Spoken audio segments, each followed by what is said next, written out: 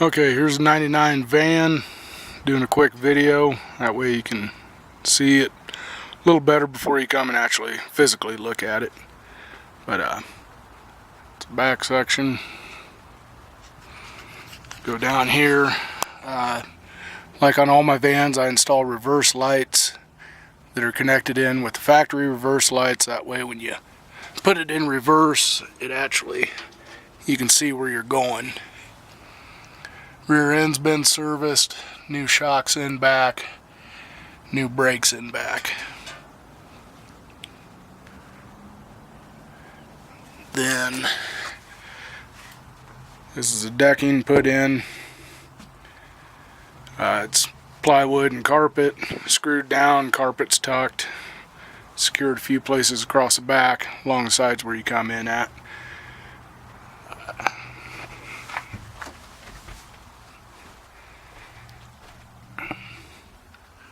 Carpet decking up top. This is what was the handicap bar for getting in. This did have a big hydraulic lift in it. Took that out.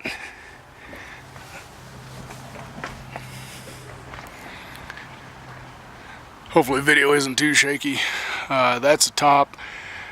Top for a 99 has your typical little sunspots. You could hit that with 400 grit paper and then buff it out. It's something I really don't have the time right now to do.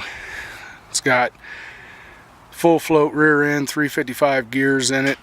Full float is the double outside bearing. Rear diff has been serviced, brakes are on the back, new shocks are on it.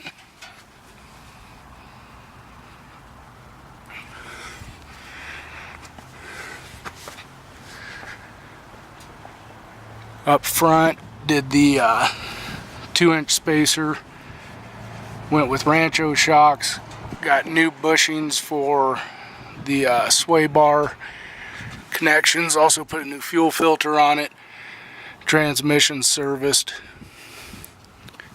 Mechanically everything is done. It's a blank slate waiting for somebody to finish it out. See if I can get a shot of the tube repair spot. I did do a repair there and a repair on the side there. I do not claim to be a body guy. I don't have the patience for that stuff. But it's a typical lease vehicle where the service is done impeccably on them, but they never see a bath in their entire life.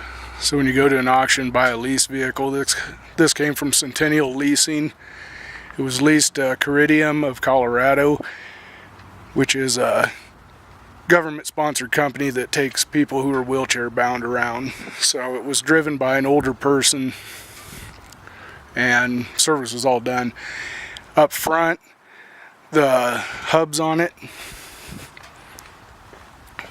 these hubs here look to be brand new, or if they ain't brand new, they're not very old.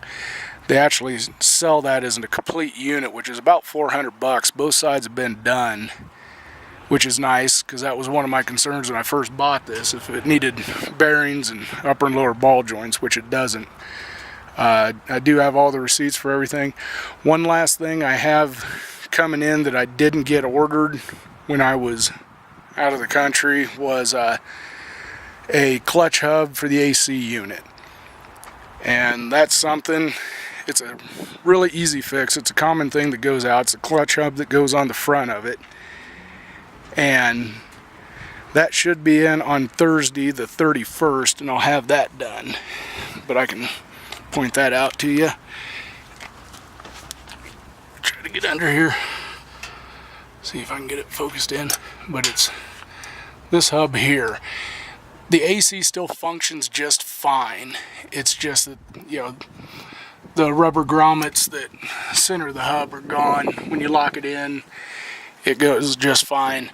I will tell you, I like polyurethane as far as lift kits, just because they're crazy cheap and it's an easy install. A lot of guys are like, oh, they'll crack. Yeah, they will, and when they do, it's 30 minutes of time and 20 bucks to replace them. or you can go with steel ones, and that costs you 40 bucks and 30 minutes of time. But as far as the vehicle itself, it is really in good condition. Basically waiting for somebody to build out the inside. But really the only thing that I probably won't get done, since it's getting close to hiking and climbing season, is the third brake light that comes in on this. It was busted, so I got the wires marked, taped it over. If you want to put another one in, I got one in the glove box, but I don't have the angled mount bracket for it, which is a little tough to find sometimes. But that's a dash. I will note that the seats are underneath here are not in great shape. The leasing company that had this, they put like carpet backing and then taped it to the top and then put seat covers on. Actually, they're pretty damn comfortable, surprisingly, for wore out seats. But like I said, give me a text if you have any other questions. If you come look at it, you're more than welcome to take the doghouse off. You can look through the pile of receipts I got on it. I bought this as a project for myself, but like I said, it's coming too close to hiking and climbing season that, you know, I need to get out and do that. I don't have any time left to start finishing this out, but that's what it is. And then pretty firm on price. I've seen every time I go to buy a van, it usually takes me about 3 to 4 months because there is so much junk on the market. You know, a lot of guys want $5,000–6,000 for something that needs $4,000 worth of work to keep it running. This one, like I said, the big selling point on it, it's a high top.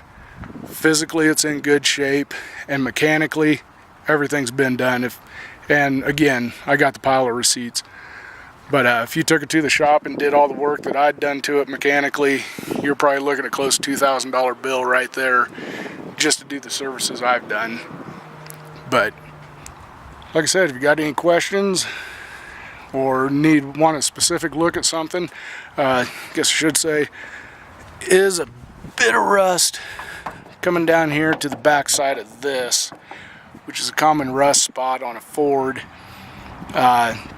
Other odds and ends things, it is a 99, so you're going to have different stuff that, you know, small basic items that, you know, get to be a pain in the butt. The rear heating unit, those lines have a tendency to corrode out because they're running coolant through them clear to the back.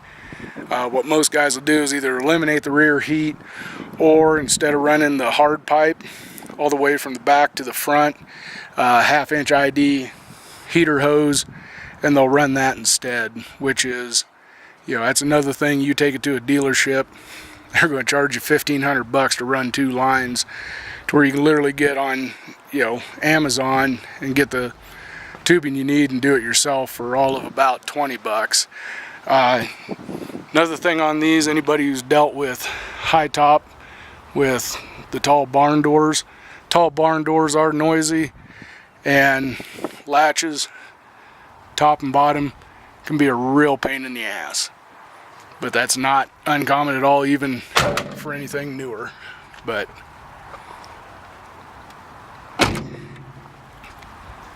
that is it. Oh, I will note another one. Front hood here,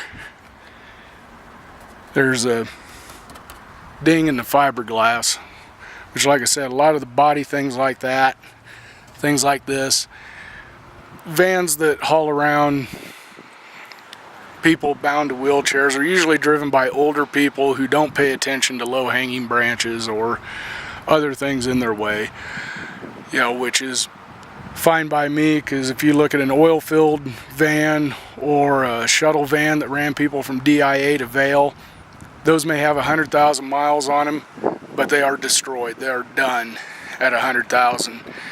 Same way with electricians' vans, they'll push them to 300,000. At 300,000, they are done. You know, this one's never had a hitch on it. That's one of my precursors to ever buying a van. Doesn't matter what it is, whether it's a Ford, Chevy, Dodge, you know, 5.4 liter or V10 or diesel. If it has a hitch on it, that's a no-go for me on buying it, because if it has a hitch on it, somebody pulled with it. And you know, you're already dealing with a very heavy vehicle. You start towing stuff with them, they can do it, but it isn't easy on them. So hopefully this gives you a little better idea before you come look. But any other questions, feel free to send me a text. And I am doing this right behind the Big R on 120th in Colorado, because the place I live at's pretty congested, so I can't even walk around a vehicle where I'm currently at. But like I said, all receipts, 99, 157,000 on it. Mechanically, I would hop in this thing tomorrow without it even flinching and drive it to California, and I'd be there in less than 14 hours. So that's kind of the basis of the mechanical condition I judge my vehicles on. Is everything I have, I would jump in without hesitation and drive it cross country. And this one, 157, still has 150,000 miles left in it. So again, I'm done. Have a good day. Bye.